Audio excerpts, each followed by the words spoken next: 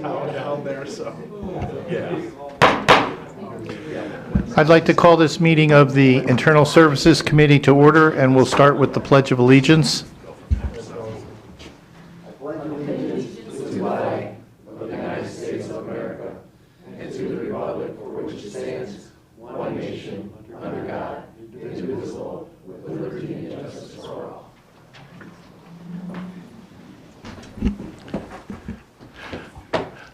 Next item is to adopt the agenda. Do I have a Romano adopts motion? the agenda. Zinner support. Thank you. Commissioner Romano adopted and Zinner supported. Any discussion on the agenda? Seeing none, please vote.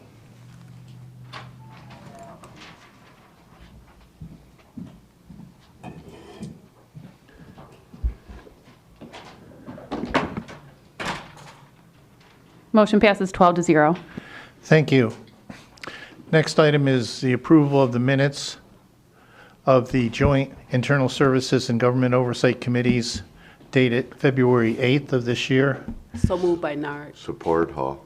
Thank you. Commissioner Haw made the motion, and Commissioner Haw supported. Thank you. Any discussion? Please vote.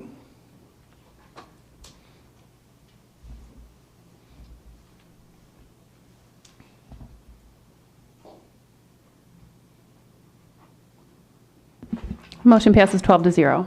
Thank you.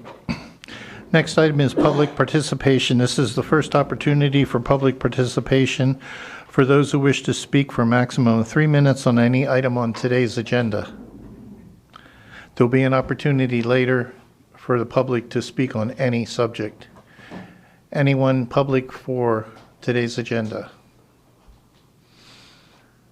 Public participation on today's agenda. Hearing none, we'll close that and move on to item 6, department recommendations. 6A, budget amendment for capital improvement fund for jail cell doors replacement project. Fixed fee of $200,000 plus reimbursables up to $20,000. Lynn? Chair, I'll make the motion. We do A, B, C, and D collectively to refer. Support by Nard. Thank you. Commissioner Hall made a motion to do 6A to D, supported by Commissioner Nard. Thank you. Good afternoon. This item pertains to engaging professional design services for the replacement of 110 doors on levels 6, 7 of the jail tower. In an effort to occupy only the jail tower, maximum security inmates were relocated to level 6, 7. Maximum security inmates are classified as a level 8 inmate, and they are the highest security risk.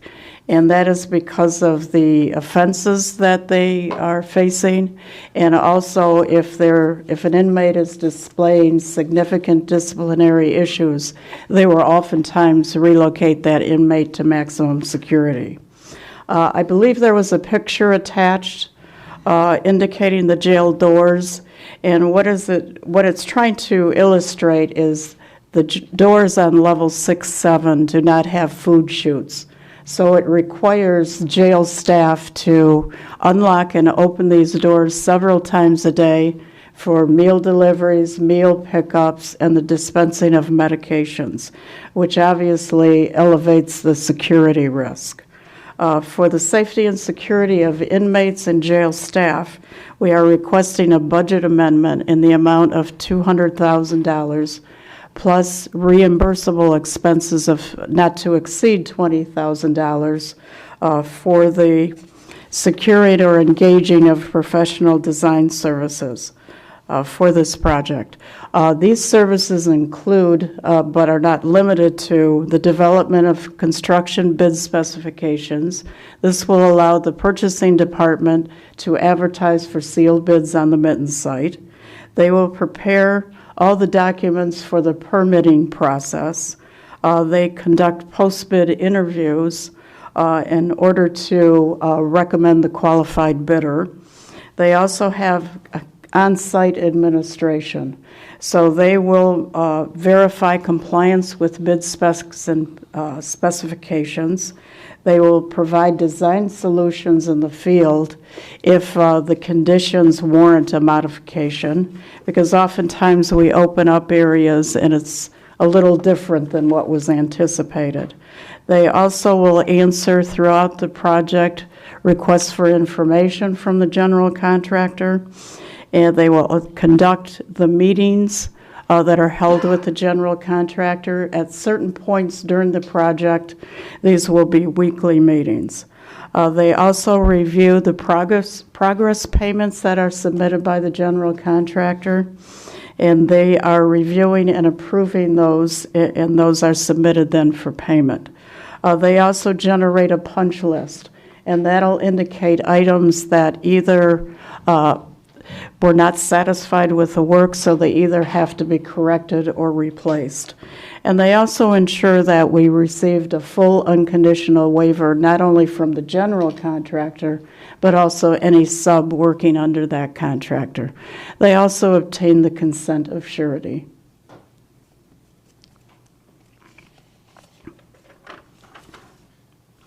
Thank you, Commissioner Hall. Thank you, Chair. Hi, Linda. Hi. Always nice to see you. It seems like, and thank you for that very detailed report, for 2 years now, we've been dealing with jail doors. Do you Yes. think this will complete dealing with jail doors? Well, certainly in the jail tower, on the other levels, we also have doors that do not have food chutes. There's 2 doors on each mezzanine level in each pod that will have food chutes. It's only because of the idea that they are putting maximum security prisoners in this, or inmates in this area. So is there any, I mean, obviously, over time, the jail's 30-plus years. Over time, the doors start to give out. so is there so- any economies in trying to do all jail doors at one time? I'd hate to see that price tag, but I hate to see these price tags. yeah, it's very costly. Thank you. That's all I have, Chair. Thank you. Seeing nothing else for 6A, let's move on to 6B. This is, oh, Pardon me?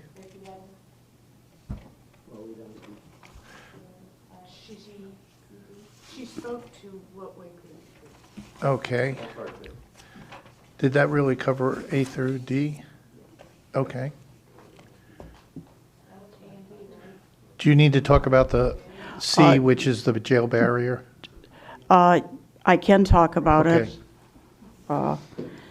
We are requesting, once again, design services, and this is for the installation of a barrier mesh, or it could be a glass mesh combination or some alternative product. And this would be corrections grade mesh or security glass combination.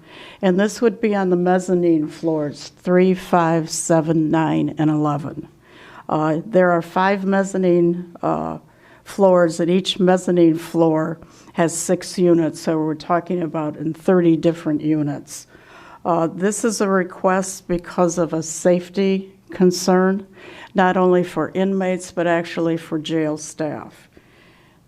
So that we are requesting design services in the amount, or a budget amendment transferring $180,000 and plus not to exceed $20,000 in reimbursable expenses be transferred from the general fund to the capital improvement fund for the purposes of engaging these services. And they would provide the same kind of services. In this particular project, there is no finalized alternative product, or is it a mesh? Is it a mesh glass combination? One of the problems when you think of mesh is in this particular mesh, you have to be able to see through it. So the cameras still have to have a high degree of visibility. So we would be, the architect would be finalizing the design with reviewing it with jail staff. They would do the same type of development of construction documents so we can go out for sealed bids on the Mitten site. They would prepare the documents for permitting. Because this is a jail project, they also get involved with the Office of Fire Safety on the state level. They conduct the post-bid interviews, just making sure that the contractor bidding has a thorough understanding and did they understand or interpret the documents correctly. They also provide the on-site service. They verify compliance with the spec. They respond to, like I said in the other item, to requests for information that are pretty much continuous throughout the project. This one also has a logistics concern because you have to move inmates. In order to do the work in each mezzanine floor or pod, we have to move inmates. They also provide design solutions. In the event it's discovered that it is a little different, and they will work towards that design solution. They also check compliance or look at materials and workmanship, making sure it is acceptable. They generate an approval process for progress payments. Generally, contractors will submit a monthly progress payment. They verify that what they are invoicing for is work that has actually been complete. So the invoice will break down in detail what they are invoicing for.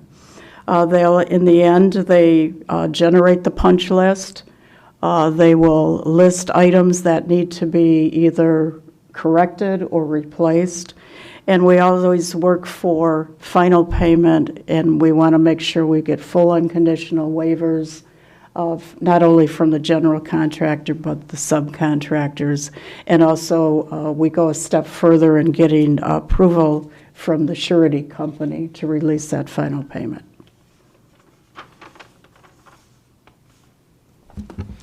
Thank you. I don't see any speakers on 6C. Please vote.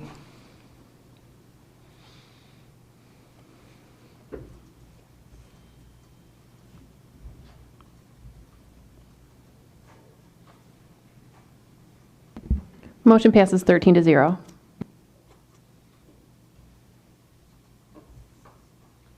Thank you. Thank you.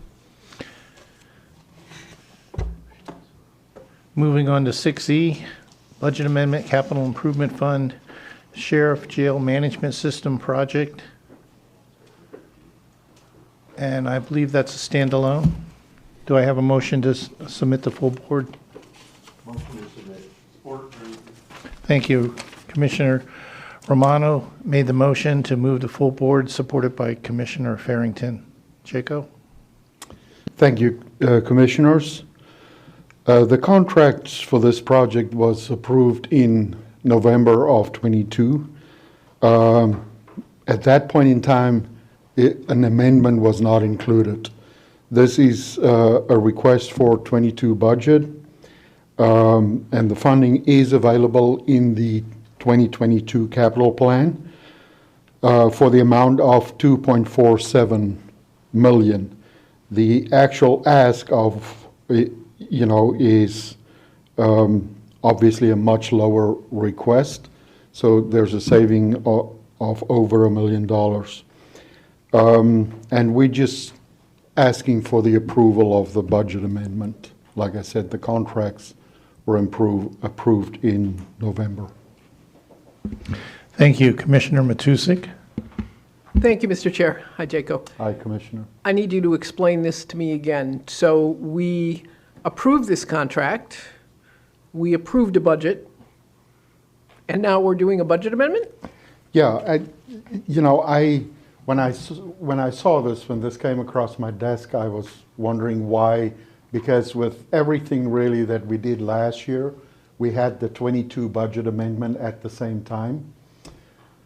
The only reason, and I should have picked up on it too, but on this specific one, the sheriff's office asked us if they can take it to their committee and not to our IT committee. And it is because it's a very big system, and I agreed with that, and no problem. And they submitted it. I didn't really pay attention. I approved it myself, and I should have picked up that there's a budget amendment missing. So it wasn't done at that point in time, so we just back now to do the budget amendment. All right, But it wasn't for any specific reason that Okay. it was left out. thank you. Commissioner Zong? Thank you, Chair. Hi, Jaco, how are you? Hi, Commissioner, doing good. How are you? My question is similar in line with Commissioner Matuzek. I'm really happy we're saving $1 million, so thank you so much for that. But I'd like to know why such a big gap. The reason for the big gap is at the time that we submitted this for November, there were two of the vendors that bid were still in contention. The one was a company called Tyler. Their bid was at that level, and the other one was Global, which we went with. At that point in time, we couldn't make the final decision, but by the time that we came to the board, we knew that we'll be able to do that. But we also were not 100% sure of the exact cost of the project.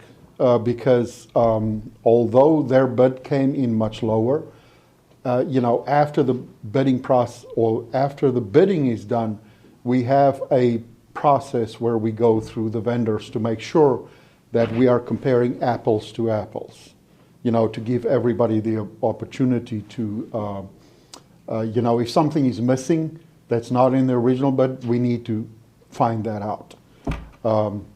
So for that reason, we went with a higher bid, and I did tell finance at that point in time that it will most likely higher because we were leaning towards lower because we were leaning towards the other company.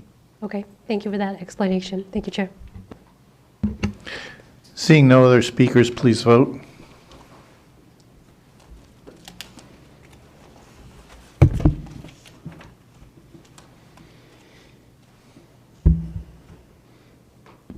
Motion passes 13-0.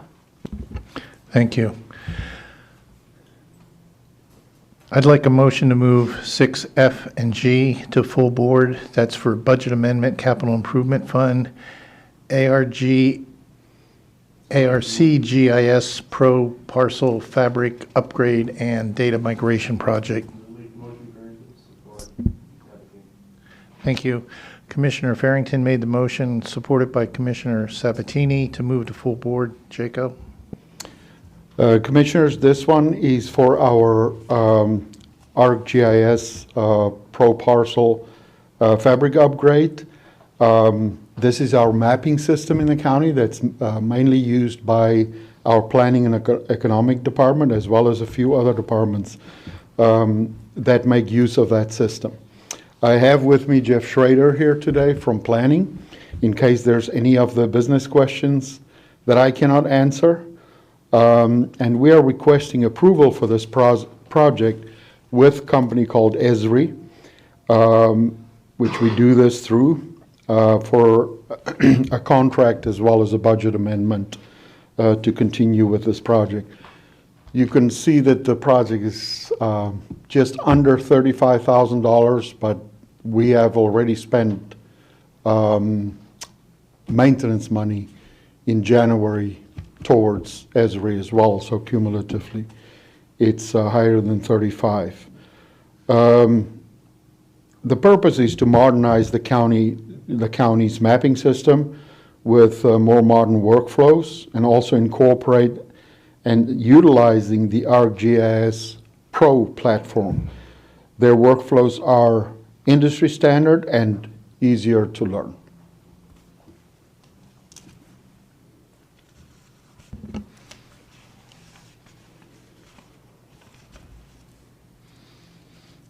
Thank you. Commissioner Brown? Thank you, Mr. Chairman. This is a question to Jeff. Wouldn't make you come up here without asking a question. A lot of the GIS system that we do is we actually sell the individuals, companies, and so forth for the information that's on it. Will this help us be more marketable in our product?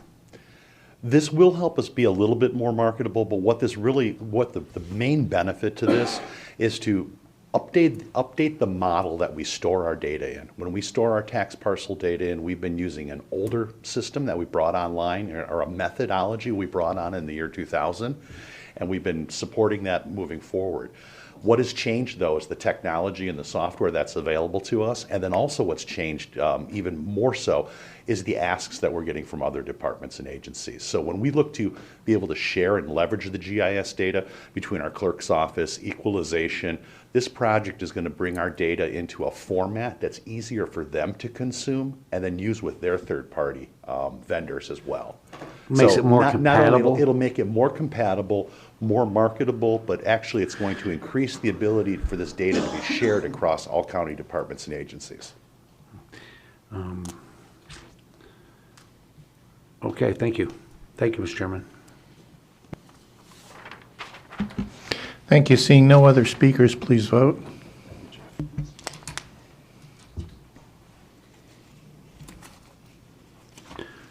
It's like when I updated my Windows 95 last week. Motion passes 13-0.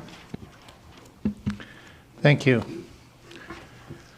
Moving on to item 6H, agreements, information technology maintenance agreement for second quarter for $1,350,380.72. BSA software for $49,302. Dell and Microsoft for $766,578.72, and Qualtrics for $534,500. I need a motion to move the full board. So moved by Nard. Support Hall. Thank you. Commissioner Nard made a motion to move the full board, supported by Commissioner Ha. Jaco? Commissioners, this is part of our maintenance that we bring to you as they come up. Commissioner Van Sickle mentioned the different numbers. The first one, BSNA, is our tax assessment software. The second one, Dell Microsoft licensing, that is the Microsoft licensing that we purchased through Dell. That is really all the different Microsoft products that's out there and that we use. And then the last one, Qualtrics, which is one that we purchased during the COVID times to help us with vaccination. And we've done, I think up to this point, 3 different projects with that software. Thank you. Commissioner Zong? Thank you, Chair. Jaco, regarding the Qualtrics, does any of that funding, because it is COVID-related, can come from some of the COVID funds, or does it come from the IT fund? The original purchase was done with CARES Act money, with the understanding at that time that the maintenance after the fact will be from the IT budget, maintenance budget. So is this going to be an ongoing thing then with this software? Because I get that, the vaccination rates have gone down, and we need our own software outside of the state one. But I'm just concerned about this becoming an annual or quarterly. Yeah, we plan on, because we're using it currently in 3 different ways. Depending on what regulations, and I completely understand COVID is, hopefully behind us in certain ways. But the software originally was in use by veterans and Veteran Affairs. They have a component of the software that they use. At that point in time, we started looking at the software, and really with things like, in the health department itself, we're doing this for COVID today. They can also utilize exactly the same for other vaccinations and things that they do in the health department. So there is a potential that it would migrate towards other products or same products, but with different Are they using it now for other immunizations? Not yet. Okay, what have they been using for the immunizations then? I think it's been very manual up until now, or a lot of it has been very manual. This really helps with the whole process and keeping track of what they need to report to the state. Okay, thanks for explaining that to me. I just have one other quick question. I'm looking at this first document, maintenance first quarter 2022 package 6. And on the first page, the information technology capital operating line items for 2022, there's a table here. I don't know what MDC stands for. Oh, MDCs? Yes. If I see it in the right context, an MDC is it equipment related? Sorry, It says the following list of the devices and quantities that scheduled Yeah. for replacement this year. Attachment 20-HP. Yeah, MDCs is the equipment that we use in the police cars. That whole setup is mobile device something. I don't know what Okay. the C stands for. All right, thank But you. that's the equipment in the police cars. Okay, thank you. Thank you, Chair. Thank you, Chair Brown. Thank you. I was looking through the invoices. They have various dates.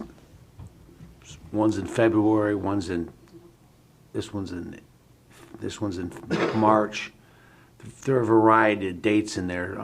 Do they get an understanding with us that they can go past the expiration date of the contract, that we're still covered? Is that? Yeah, we've had, it's a good question, Commissioner. We've had a situation with, the way we did it in the past. We really want the contracts all to expire end of December and start January 1st, for our financial years. And that was a very difficult thing to do. Obviously, with some of the larger companies like Microsoft, they're just not willing to do that. Your date's your date. So Microsoft starts in April 27th or something like that. But we tried to move everything to the 1st. That was very difficult for us to do because we don't have the money available to pay them before the 1st. At that time, finance and us worked together, and we decided that we can do it with a different fund org.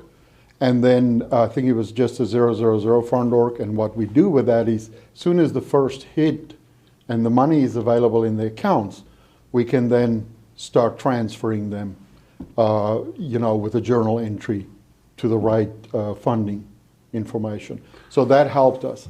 When we still run, today we still run sometimes into situations where, we really pushing up on timelines. And when that happens, we contact the company and let them know that we can only pay once full board approval hits, and which is the full board approval for that specific month. And that's what we do, and we've never really run into any issues. Well, it makes sense to try to get them all on one date, 1 month. Yeah, It helps us as a board because we can look at them all and they're coming instead of getting them every month. And Yeah. there's some fatigue with that, as you've heard. Nope, it is, and from our standpoint too, because we've got to manage all the different dates. So I would prefer to do that. It's just sometimes very difficult, to do that. Some companies are extremely difficult to work with in that regard. This might be a question you probably don't know the answer to off the top of your head, but be curious. How many maintenance contracts do we have in your department? I don't know the exact number, but it's in excess of 150. So, Thank you. Thank you very much. Thank you, Mr. Chairman. Thank you. I'd like to go back to the Qualtrics. How many users do we have for that? I see in the write-up that it's only for 150 in the quote. How many actual users do we have? The users is mostly health department personnel, because that's how we use it mainly today.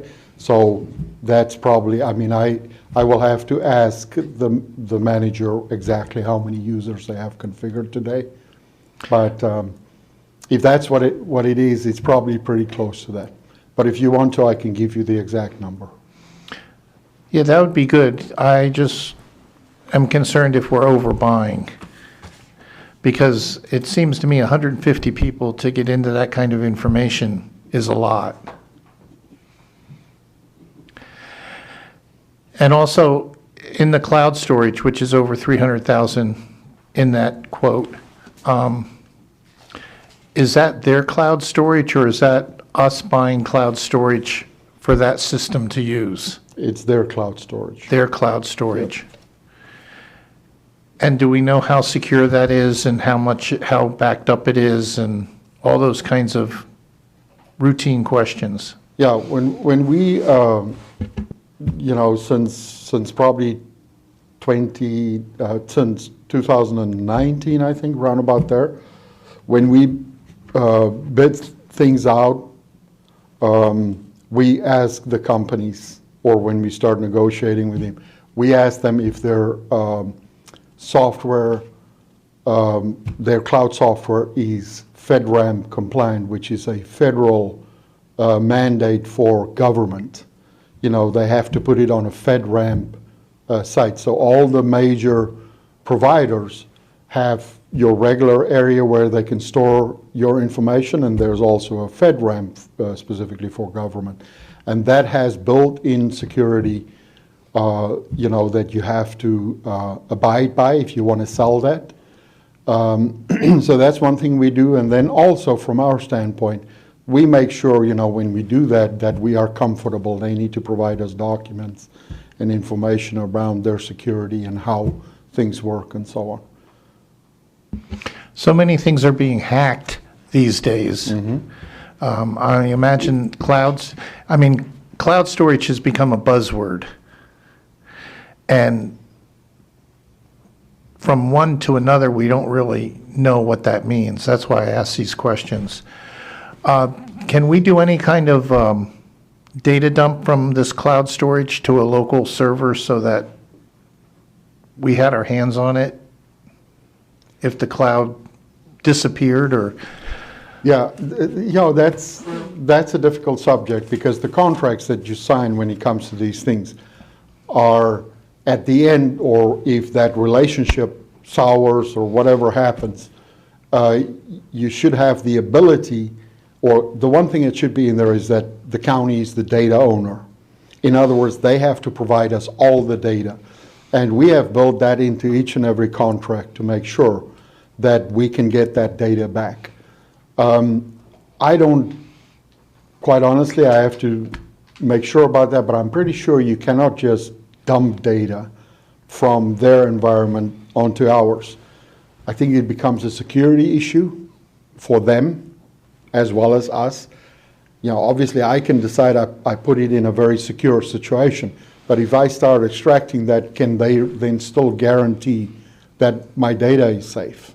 If you understand. well, if you what I'm download it, saying. then you're responsible for wherever you put it. I do understand that, but those lines are pretty blurred. I think the norm is that you get your data when your relationship expires. You can get all your data back, and they are responsible for providing you all that data. Can they also charge an exorbitant fee for giving you your data that you own? In most cases I'm aware of, they don't. It's part of the contract. Okay. But you probably know that in our conversation with Quatran, today, that's one of the things that's come up with Quatran. But that was also a contract that was signed probably 20 years ago, the original contract. So when they put that system in place. But that's really, as far as I'm concerned, not the norm. Yeah, I just want to make sure we're the data owners and always have rights to get to get our data. If we choose, as Commissioner Zong mentioned, we may not choose to continue with this system forever. Absolutely. We But agree. there's probably going to be a lot of valuable information we wouldn't want to just throw away. That is absolutely true. So, Commissioner Sabatini. Thank you, Chair. Hey, Jaco. Commissioner. Just kind of to follow up with Commissioner Van Sickle was talking about as far as the overbuying. The Qualtrics product, we bought that. Just correct me if I'm wrong. That was like the high-end, best software that was out there that we needed to do all this stuff. And I know a lot of that stuff was we'd be able to run these reports and see all this data converted into graphs. And I haven't seen one of those reports since we've had this contract. So, and this isn't at you, this is more at who's using this product. But I'm kind of concerned too with the overbuying because it seems like we needed this high-end product, which we supported. But we haven't seen any, I would say, return on investment relative to what we purchased as far as the reporting aspect of it. Yeah. So I would love to see some kind of report out of this. Even on the user side, I know 150 licenses. I'm sure they can run, how many licenses are actively being used. That should be something very, very easy for them to do. But I just like to see something out of this software because if it does all this great stuff and the health department does need it, I'm all in support of that. I just want to know what they're using it for specifically. Yeah, absolutely. I will talk to them and find out. And then second question, in regards to the licensing, I know you had talked about we're going to be moving away from the Google platform over to the Microsoft. Makes sense. I supported that years ago, but I got outvoted on that one. So I'm glad we're moving to that. What's kind of the timeline for us moving from the Google platform over to the Microsoft? The project, I want to kick that off in the second half of the year, and it's just, staff and availability. So at that time, I'll start talking to the different departments, and it's going to be a significant project. It's probably going to take us a year at least to do that, to do that migration for the county. Training, I would assume most people already use that product. I mean, Yeah, we're already and using we- Excel, Word, those things. It's really just the Outlook part of it, correct? Yeah, exactly. And we will provide training as well. We'll make sure that everybody's trained. I know it's a little bit different than Google, but I think a lot of people are used to it. If you use Microsoft products by itself, you're already pretty used to. That's just, the Microsoft look and feel. But absolutely, we will provide training and we'll make sure that everybody's trained just like we did when we converted to Google. Okay, great. Thank you. Thank you, Chair. Commissioner Song, is this a second? Yes. Thank you, Go Chair. Just have a question why we've grouped all 4 of these items together. Is it because they're maintenance agreements? Yes, sorry, So they can't Commissioner. be separated? No, they probably can be, but the way that I've done it, since we're doing all the maintenance items, every time they come up, we group them together and we provide you all the maintenance Okay, items. so we have to approve all 4 items together, like we wouldn't be able to separate them. Well, we're under contract to pay these things, so I'm not saying the commissioners have to approve it, but I'm saying we're under contract. So if the commissioners want me to do it separately, I'll do it separately, but because it's maintenance agreement that's already been approved, that's just how we've done it in the Okay. past. Thank you. Thank you, Chair. Commissioner Kleinfeld. Thank you, Chair. Just for clarification, we do it a lot. We always have the right to pull one item out and vote on it separately if we choose to. Thank you.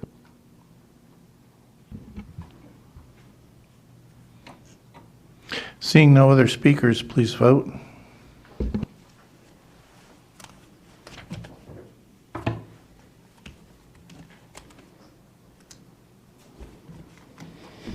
Motion passes 13-0. Thank you. 6I, Purchase Information Technology 2022 Capital Outlay Items. I'd need a motion to move the full board. So moved by Nard. Thank you. Commissioner Nard made a motion to move this to full board, supported by Commissioner Zinner. Jaco? Commissioners, this is our annual capital outlay budget. Since I think around about 2019, maybe we had a committee with the Board of Commissioners that worked out a way, because what we did at that point in time is there was much of our spending was in the capital plan, which is really operational spending. And we asked to move that into an operational spending funding. So at that time, we did that, but then the purpose of that is just so we don't have to come to the board every time we have to do something, because this is about regular purchases that we do all the time from an operations standpoint. So so we did that, and since then it's been working reasonably well for us. You know, so we have, you know, all the different line items, and we have also taken this, we've also taken into account this year the $230,400 that the budget was reduced with at the end of last year. So that is taken into account when you look at the full number. It has that reduction applied as well. So, you know, cumulatively, that's what we anticipate spending this coming year on capital outlay. I also just want to mention that with capital outlay over the past 2 years, spending was very irregular, for the lack of a better word, because of COVID. There was a lot of overlap and so forth. So, you know, it was strange times. But last year it kind of started to stabilize again and come back into the way that we usually spend against this budget. Thank you. Commissioner Kraft. Thank you, Mr. Chair. Jaco, thanks for continuing to do this. We did work on this together, and I mean, it kind of makes sense. It's a lot of items, but it's nice to see them all in front of us. And thank you for adding the vendor transaction history also. I think that's good for us and for transparency purposes. But I have a couple questions for you real quick. Item 41, the video wall equipment replacement quote. The television. Does the company determine the brand of the television? How does that work in terms? I'm looking at it in terms of dollars. You know, you can find an 85-inch TV for $1,500, but you know, with all the bells and whistles, I don't know. I don't need that at home. So how does that work? We have standard televisions, and there's certain criteria that was, you know, originally when we did the video wall, as well as the perimeter stuff. You know, all the televisions we put out there. It's more an industrial type television, so you can leave it on all the time, for one thing. You don't have to ever shut it down. You know, there's requirements like that. So obviously, significantly more expensive than a house, normal house television. But that is predetermined, and obviously you also don't want different televisions. When you have a big video wall, you don't want different televisions. You know, I think there's 54 televisions there. Right. So, okay. And then second question, item 43, the consortium agreement. Why was that included? It's from like 2001. It's in the list here, and I'm just curious what it has to do with everything else. If the consortium agreements regarding fiber? Yes. Yeah, that's for the fiber portion, because fiber is also a line item on this. Got it. And unfortunately, we don't know what the fiber costs are. Prior to, and you know, this year, for example, we've already had fiber outages and things like that, and still waiting for the bills to come in. Got it. That makes sense. I was wondering why there was an agreement on here from 2001. So yeah, thank you, Jaco. It's something that actually they refresh it. That's the original agreement, but they refresh it every 5 years, I think. And then every CVT and county and everybody that's part of the consortium have to provide a signature. Got it. So thank you. Thank you, Mr. Chair. Commissioner Farrington. Thank you, Chair. Hi, Jacob. Commissioner. Yeah, I want to look at item 6I-10, an $8 mouse. No, I'm just kidding. I appreciate you putting everything together. And I did check, Kyle looked through everything to make sure it matched up with the budget to let everyone know. So thank you very much. Thank you. The old Board of Commissioners, we debated an hour over that I remember that. Thank you. Seeing no more speakers, please vote.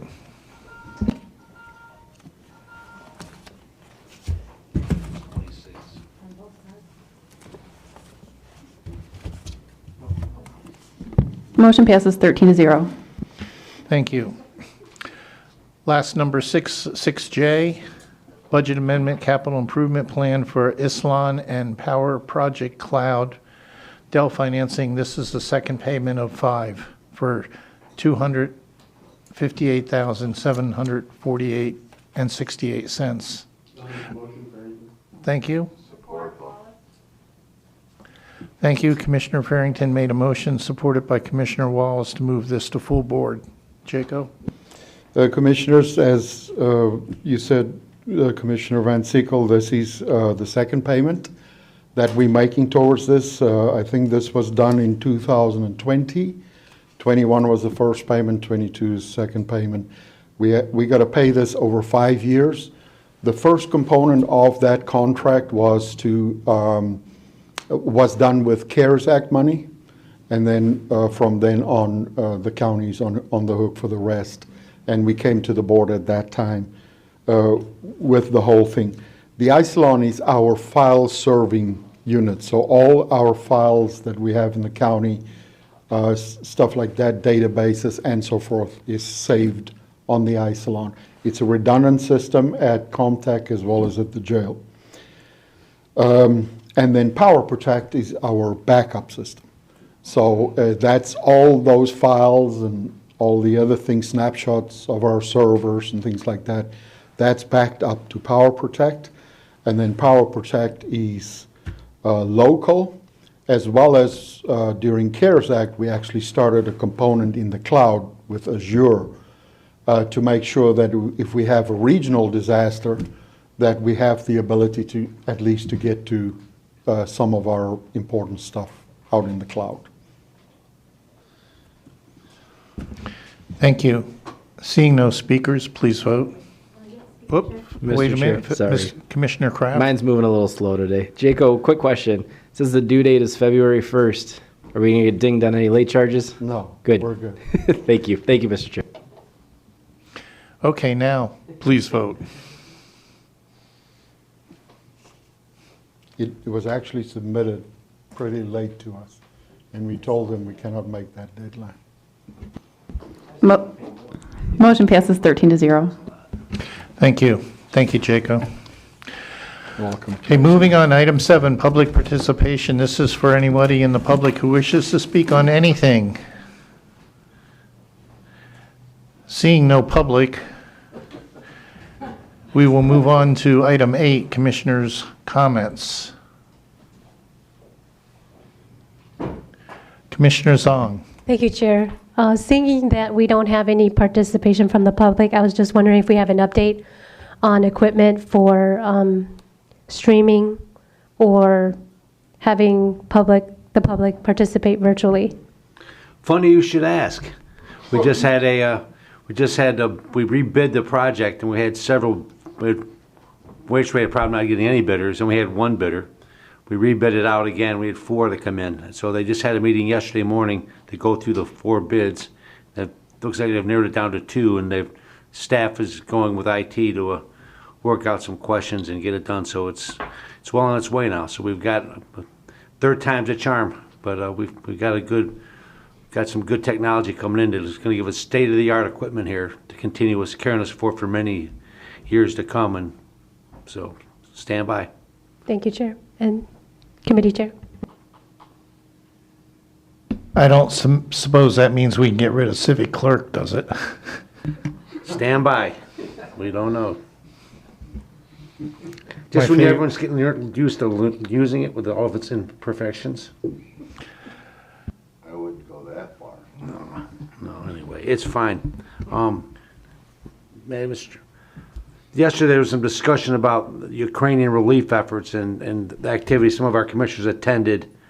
For that, I reached out to a couple of the hospital systems in the county to see if they could supply or what they're doing to help possibly support the effort with medical equipment, relief equipment to send over there. And Henry Ford has got their whole system is going in, and they're making a major donation and sending a large group of supplies through Ukrainian Medical Association to ship over to Poland. So one of our large county hospital systems is stepping up, and McLaren's got an inquiry in there too, and they're looking and getting me a comprehensive answer to the question, not just their system, but across the system as well. So when I get the information, I'll let you know. But our healthcare providers here in the county are stepping up in a big way and providing large volume throughout their entire system to not just our couple of hospitals here, but throughout their entire system in the state and probably the country as well. So be advised. Thanks a lot. Thank you. Seeing no other speakers in. Thank you, Commissioner Romano. Supported by Commissioner Zinner. See you all tomorrow. Have a big lunch. Motion passes 13 to 0. Thank you. We are adjourned.